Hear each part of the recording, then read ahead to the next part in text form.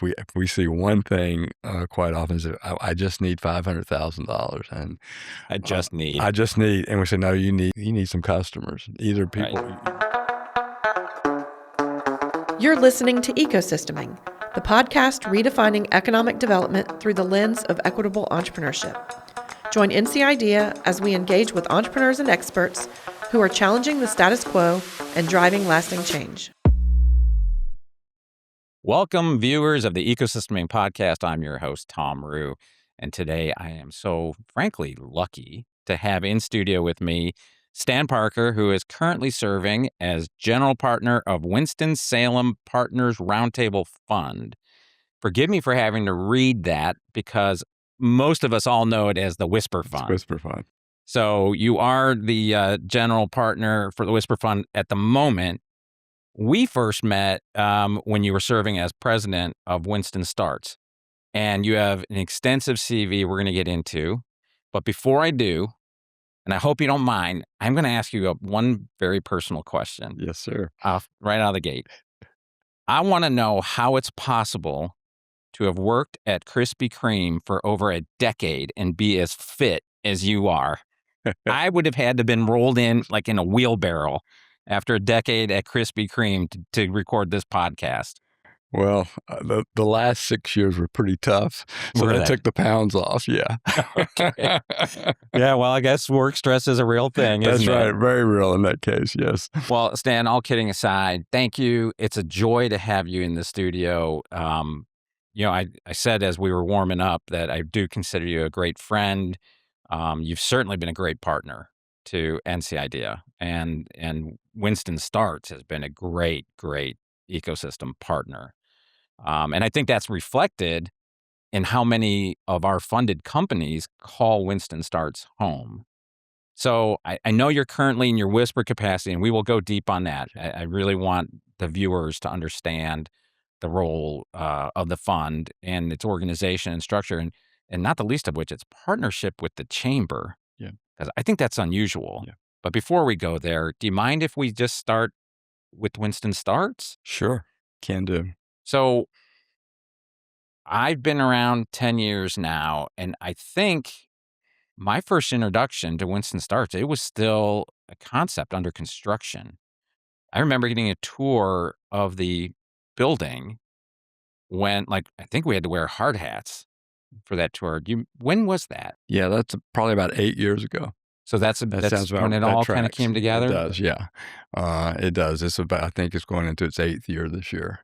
It came about as a result of some folks like Don Flo, John Whitaker, Todd Johnson, Steve Lineberger getting together and going, at one time, Winston-Salem was really a hotbed of startups, if you go back far enough.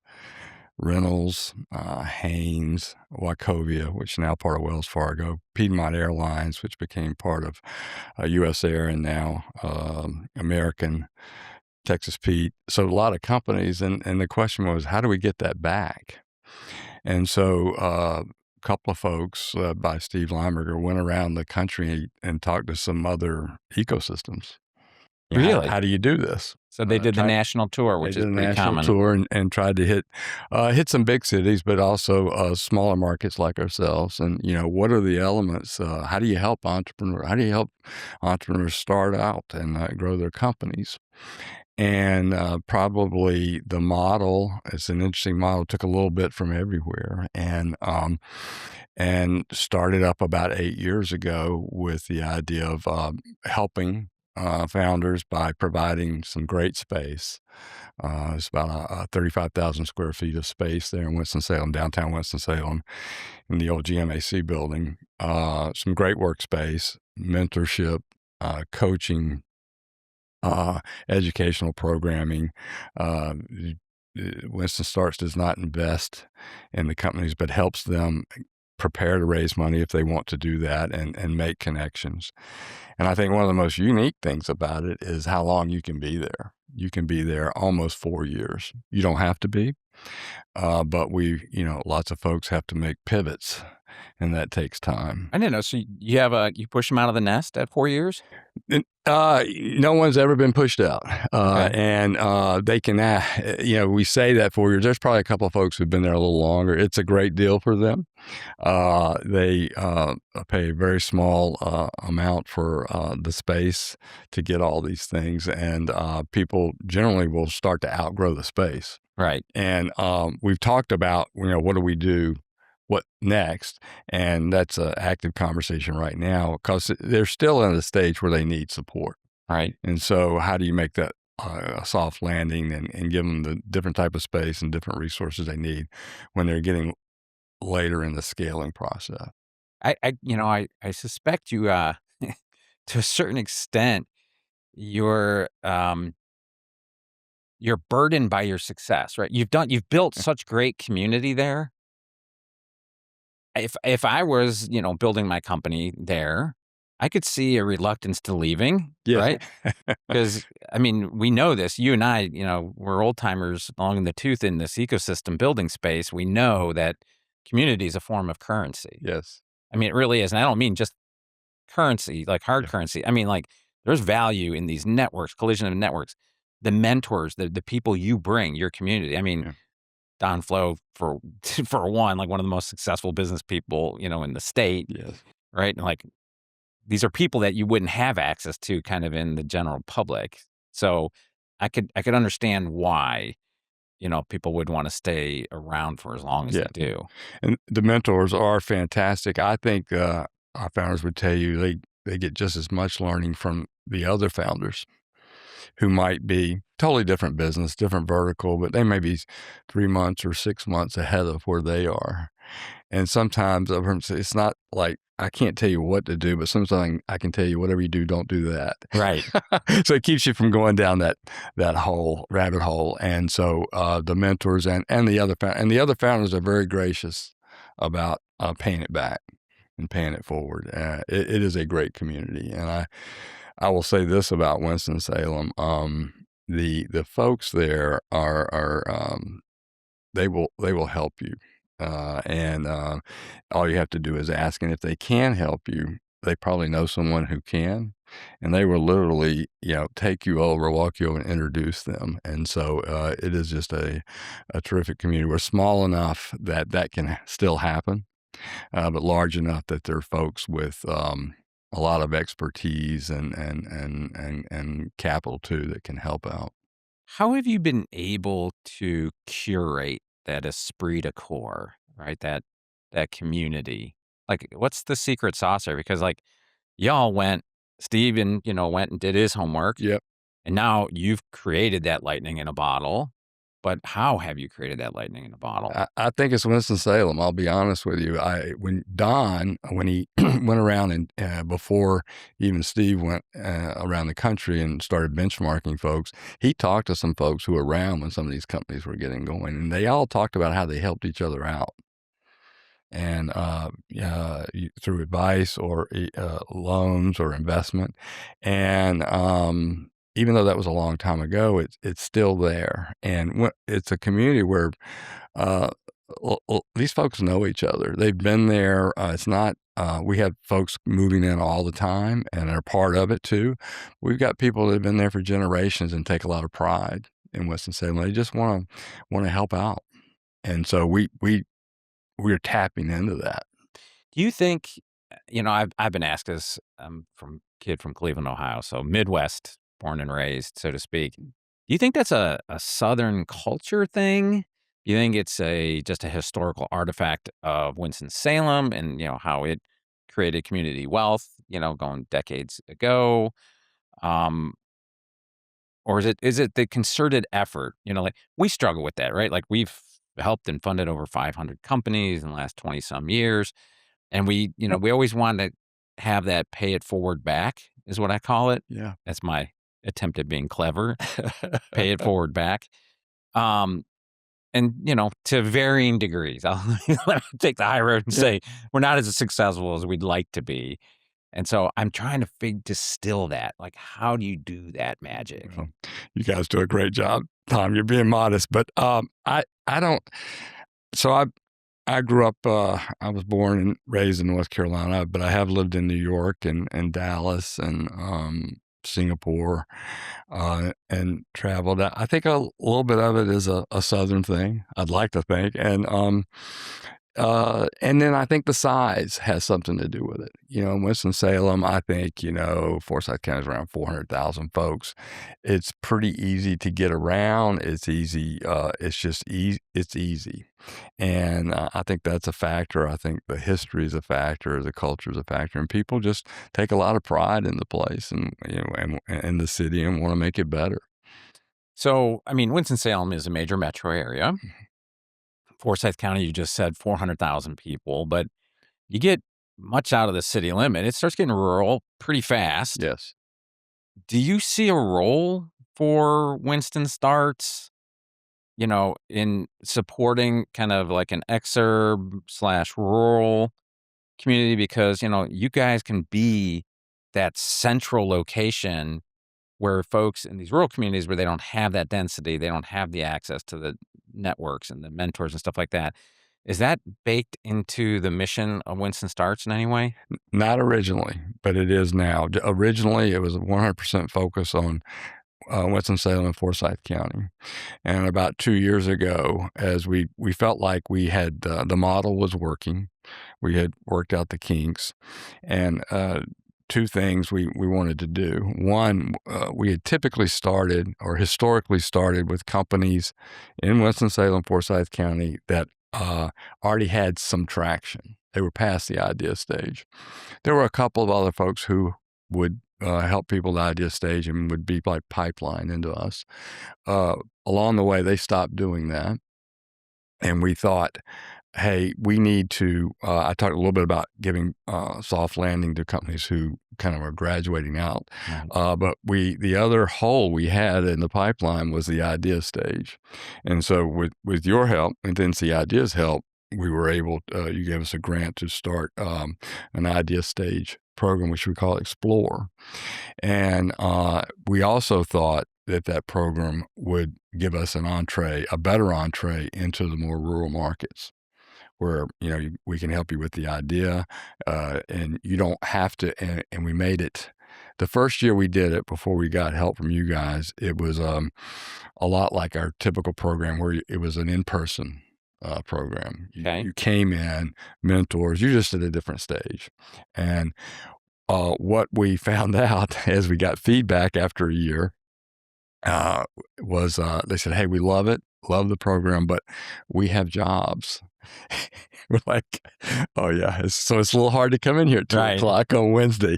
And we thought, oh, yeah, that makes sense. So yeah, we have to remember we get paid to do this. That's right. So always talk to your customers. So we said, okay, we've got a great curriculum here. We've got great mentors. We've got space if they want to use it. But how do we deliver the programming if they can't come in?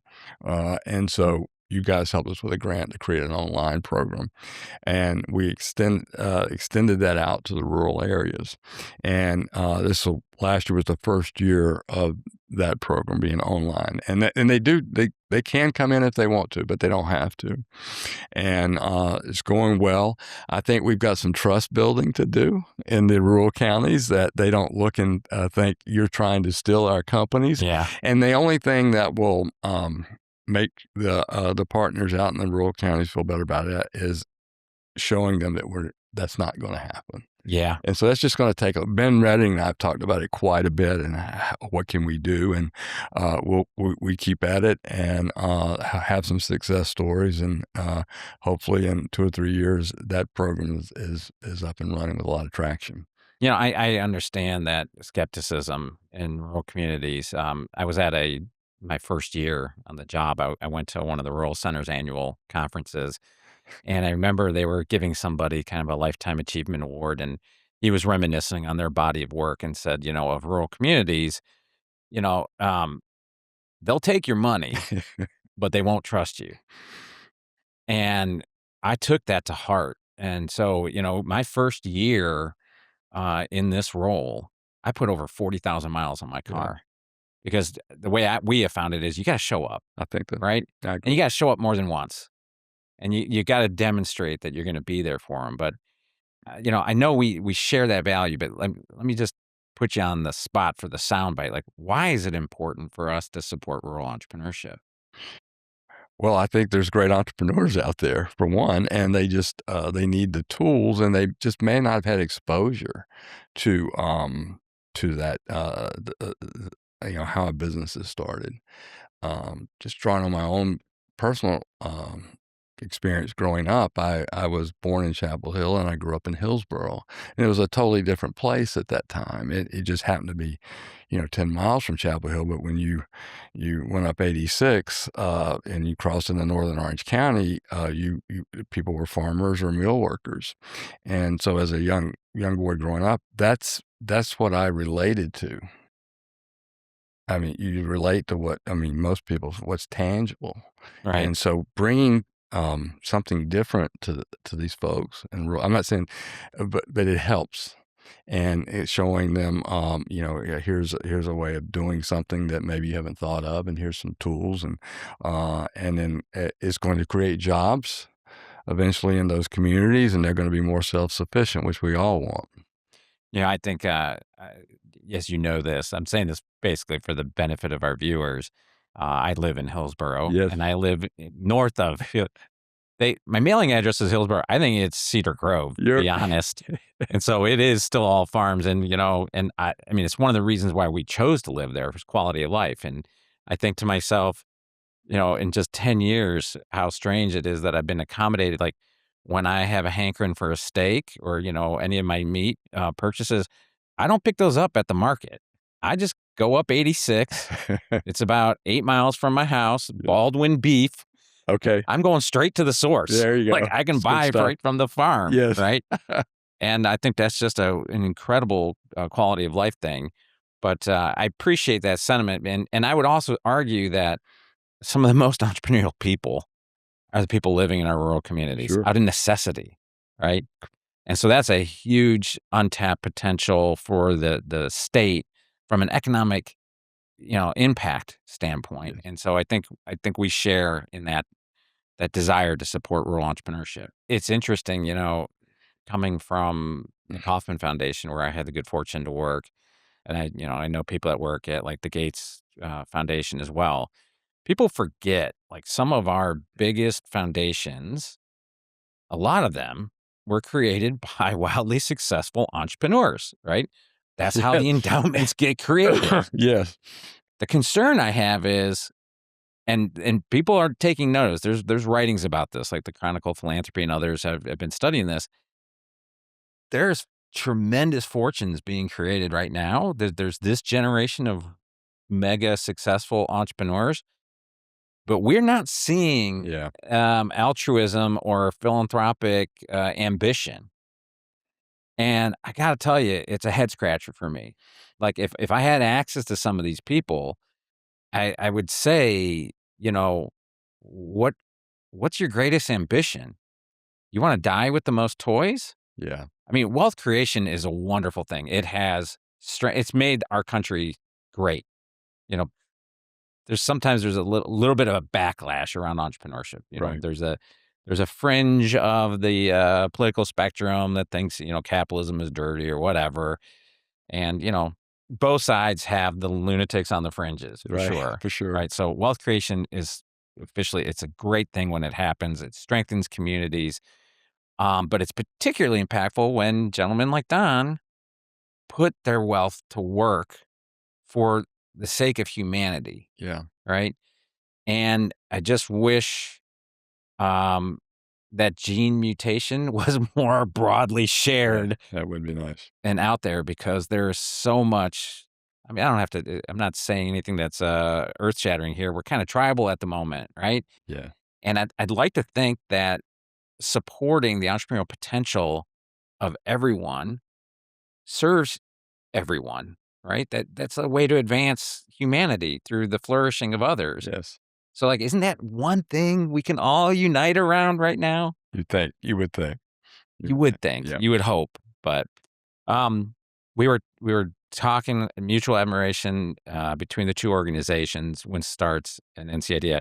I want to give a plug because of all of our partners, like Winston Starts, I don't know that we have one that we share as many great startups, namely Bean Dynamics, Home for Life, On Holiday On Holiday, recently, most recent. Renaissance Fiber, Stems, 3 Strands Recovery Wear, and WH Farms. Yes.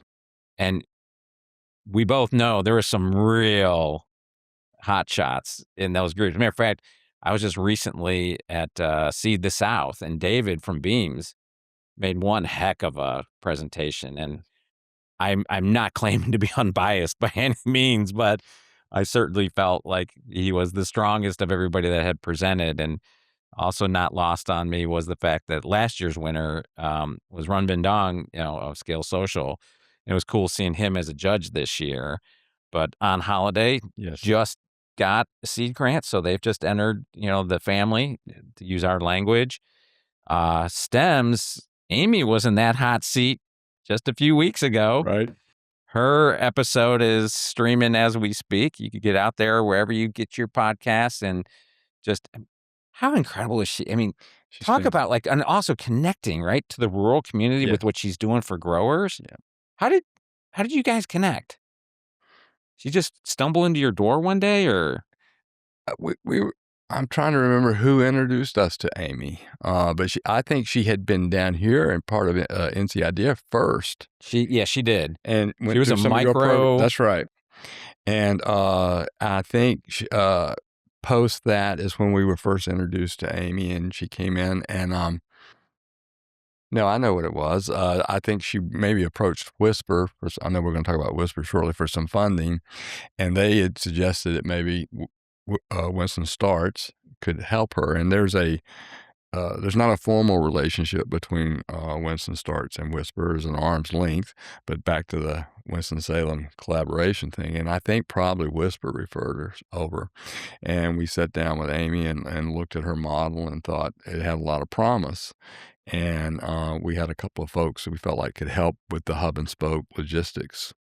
And so she went through our typical programming, and we got her matched up with a couple of mentors who are still with her and working with her closely. And she is off to the races. Yes, she is. And like you said, Stems, I think Beam as well. I think we have 3 that are Winston Starts, Whisper, and NC Idea. Yes. On Holiday, Stems, Is Beam one? Beam is one. And 3 Strands? 3 Strands is one. That's it. Those are the 4. And so there's a lot of overlap. You're right. A lot of overlap. So we've been teasing the Whisper fund. Let's give it its due diligence now and its time. So for the viewers, listeners out there, origin of Whisper, timing, motivation. Sure. Probably every year, Winston Starts will survey the founders and say, what are we doing well and what do we need to be doing better? And, they give us high marks on mentorship, coaching, the space, on everything except for access to capital. It's always the number one thing they're looking for, and we were not doing a good job helping them with that, in their opinion. And so this goes back to Don Flo and Todd Johnson and some folks who said, well, let's fix that. And so Whisper, Winston-Salem Partners Roundtable was created. That was not the original name. I can't remember, but Red Maxwell, who's a member, said that name stinks. You need to come up with something that people can remember. And so Whisper it was. And Whisper is getting ready to go into its 6th year in July. And so it's been around, if Winston Starts is 8 years, it's been around about 6. And you do not have to be in Winston Starts to get funded by Whisper, but almost every company has been, except for maybe 1 or 2.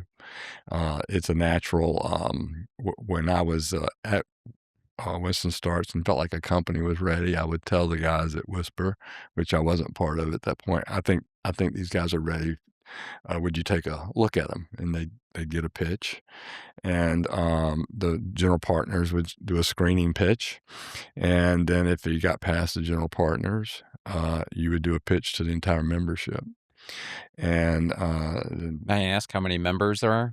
there's about 80 members, And is it a committed fund or just a funding network? funding network, Okay. angel fund, and so each member can decide individually to invest or not. The general partners will look at a minimum threshold level of $100,000. We hit that in terms of indication of interest. We'll go into some due diligence, barring any problems. A founder can get a check in 4 or 5 weeks, so it's a pretty quick process. Wait. Yeah. Wait. Yeah, no, and I They think can get a check in 4 to 5 weeks? after the pitch, you get a pitch, indication of interest from the members. If there's enough interest, due diligence, then cut the check. Are you sure that's enough torturing of the founder? Yeah.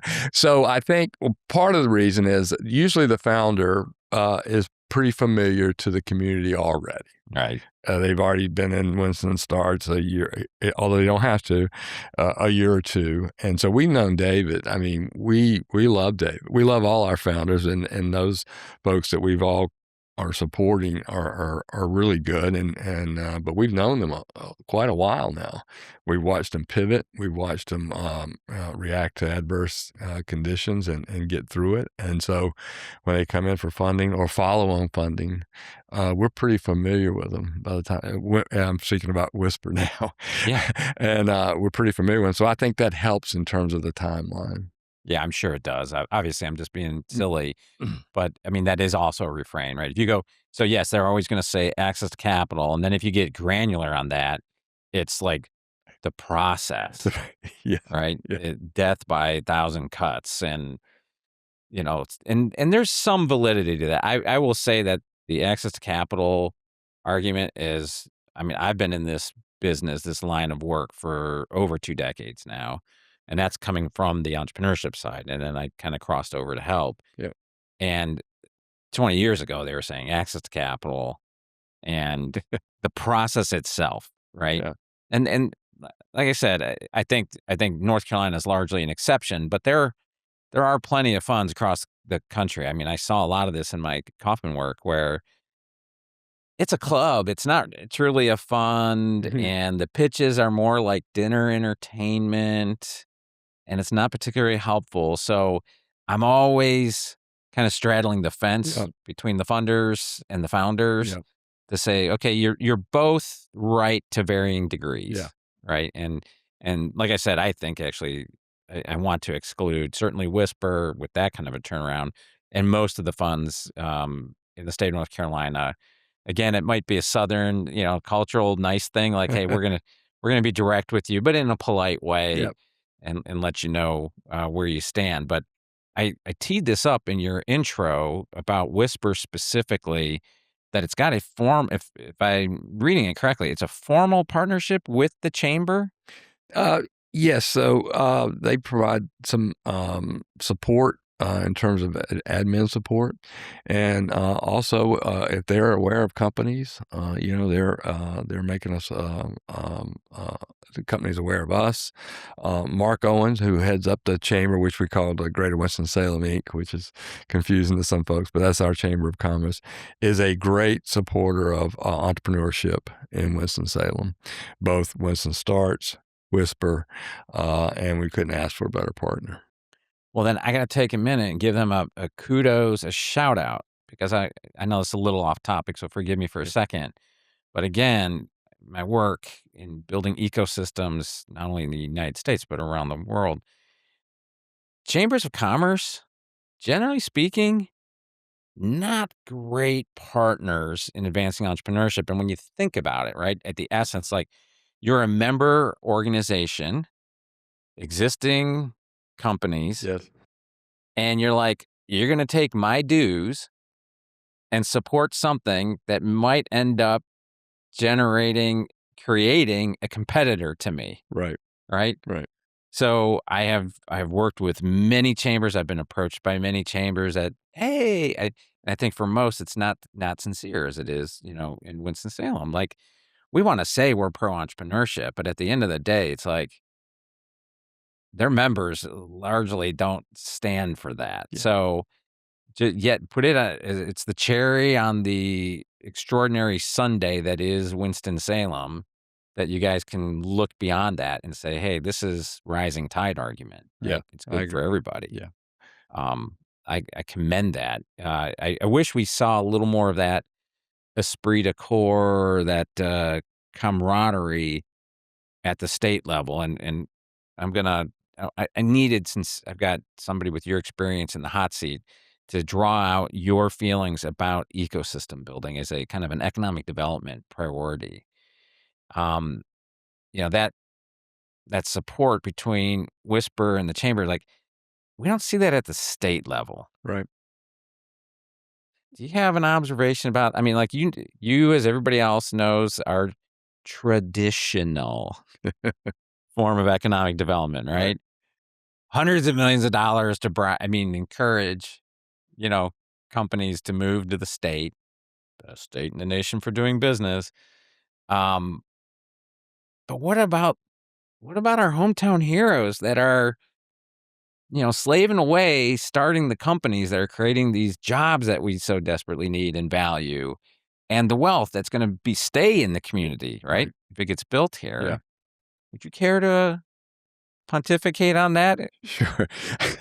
And Well, it's I just think between. We'll keep it just yeah, between between us. us. Okay. Well, I'll start out with being in violent agreement with you on your position. And most studies will support the fact this stuff doesn't return when the economic incentives paid out does not return in total.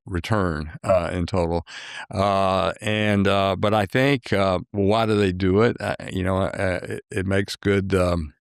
It makes good PR for politicians, right? And these announcements are immediate, and you get to take the picture and the shovel, and but the startups and entrepreneurs take time, and you may not be in office by the time and the failure rate's high. And it takes time before all these jobs come, but the return is fantastic.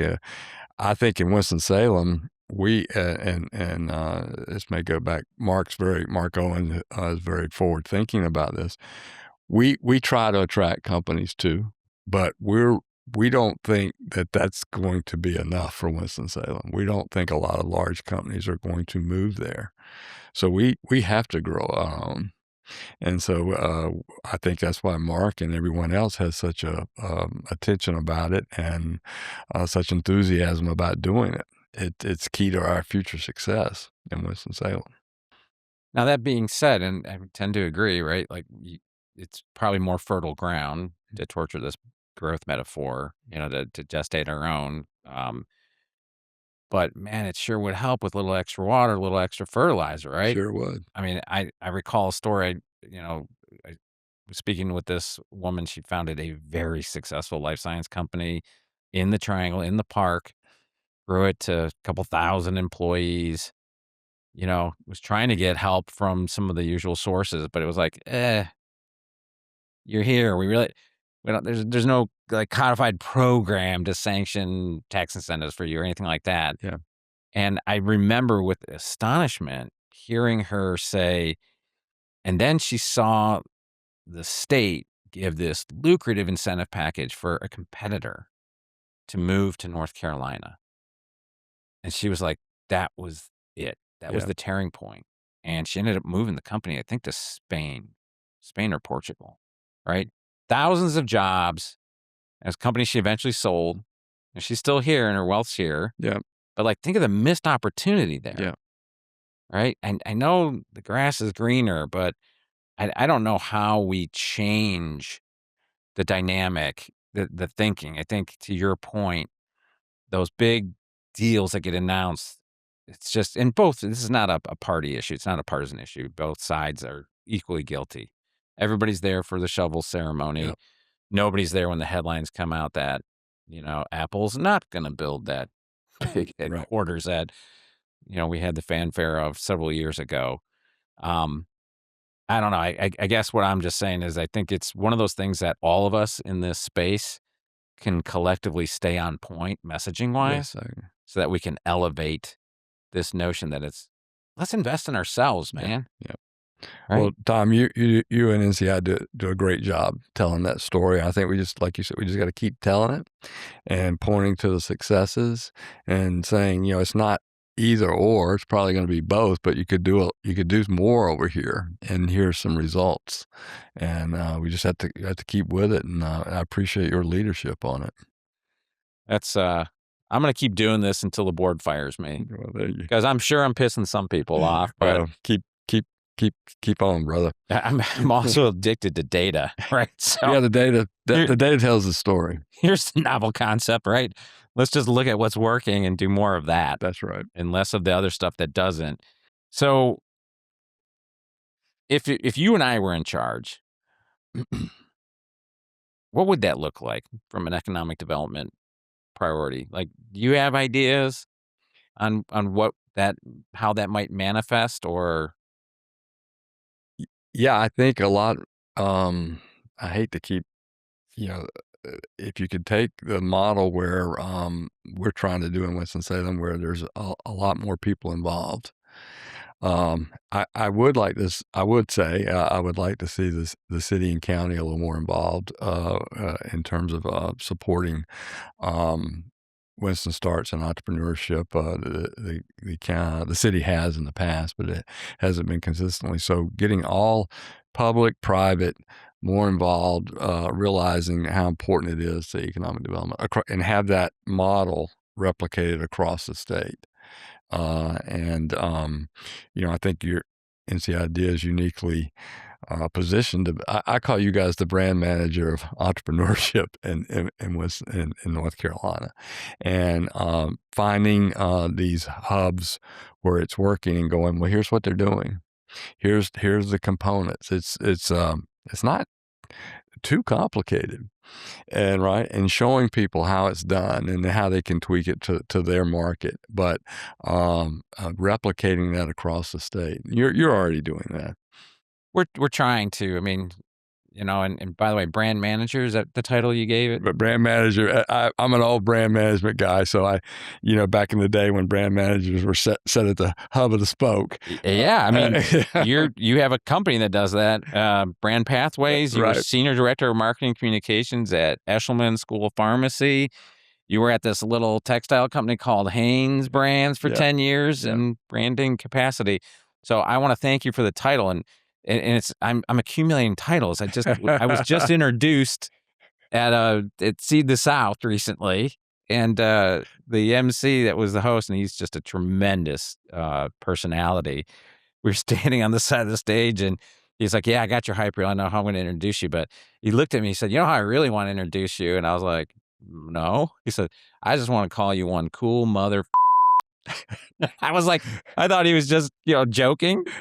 So I was like, "You say what you want, man. I don't care." And sure enough, he goes up on, in front of 300 people, and he says, "Yeah, Thom Ruhe, CEO of NCDL, blah, blah, blah. But you know him as Thom Ruhe. I know him as one cool bleep." And I was like, wow, I got a new title for my LinkedIn profile. So I'm going to add that to brand manager of entrepreneurship. Well, Tom, I think that one's better than brand manager. I think I get a T-shirt with that made. That was kind of fun. But coming back from the silly, especially in your whisper capacity, right? You see founders come pitch you for money. Like, Yeah. what are they getting wrong, or what advice would you give these folks in these times that we're in right now? And based upon what their job is, namely to grow this company, to create value for the community and wealth for themselves, what do you tell them Yeah. now? Well, it is a tough time right now, but I'm optimistic. I'll be honest with you. I think we always find a way to pull through, and I think we will now. I don't know how long it's going to take, and I think as a founder, you have to be optimistic. You have to be resilient. We see a lot of folks come in, and I would caution them that this with AI and people are expecting things to happen so quickly, and I think tell me it's not going to probably not going to happen real quickly. You're really going to have to get in there, use AI as a tool, but you got to go out there and you got to talk to customers. You got to find out what problem they have, and can you solve it for them, and that just takes a while, and that solution is going to have to be different. None of that's changed. That's all the same. We've got some new tools, and to use those, but before you go to ask for the money, you really got to go do that work. If we see one thing quite often is that I just need $500,000, and I just need. I just need, and we say no, you need. Usually the answer back is no, you need some customers, either people using your product and giving you good feedback, or preferably buying it, and then the money will likely be easier. And so none of that has changed. I think it's probably easier with AI to maybe do some things up front and quicker, but there's no shortcut to figuring out what the problem is and how to solve it, and then hopefully getting some money to help you scale that up. But I'm encouraged that the folks that you mentioned, that we're all supporting, they are fantastic. And there are many more out there just like them, both in the cities and in the rural markets. And we just need to be able to find them and help them on their journey. And I'm gonna do a plug for you in the fact that you eat your own dog food. Use the tools, use AI. I didn't want to end this episode without doing a shout out to Michael and Cammie and the Vision to Venture efforts that they're doing. We're excited. They're working on a nice tool right now to give us better data Yeah. on ecosystem building using AI like we expect. Yeah.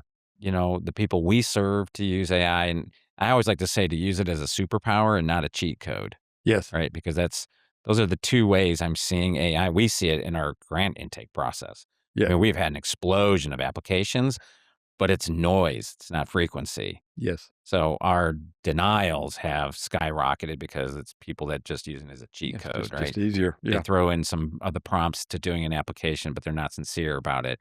But you all are doing that. And it's just another reason why we just feel Winston Starts in particular, and your community that you've intentionally built there with, the support of people like Don. You're such good partners, right? Because we manifest the behavior we ask of others. We hold everybody to account to the same standard, and understand together we're stronger in doing this work. Yeah. And frankly, I couldn't ask for a better partner. So thank you. Same And I know time. you went into semi-retirement. I'm not going to your hand yet. You went into semi-retirement, but as I told you, we're not letting you out.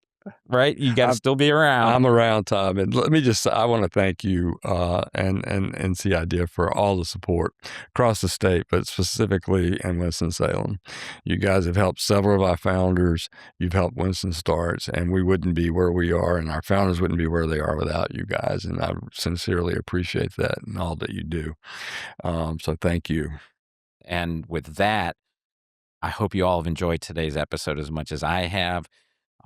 This is one of the many partners we are fortunate enough to work with to make North Carolina the best state in the nation to start and grow high impact companies. So as usual, if you have ideas for the pod, please let us hear from you, whether that's guests or topics. Your input is important to making this a better product. So thank you all for tuning in. Stan, thanks again. Thanks, Tom. And I will be seeing you for sure around the ecosystem. Excellent. Look forward to it.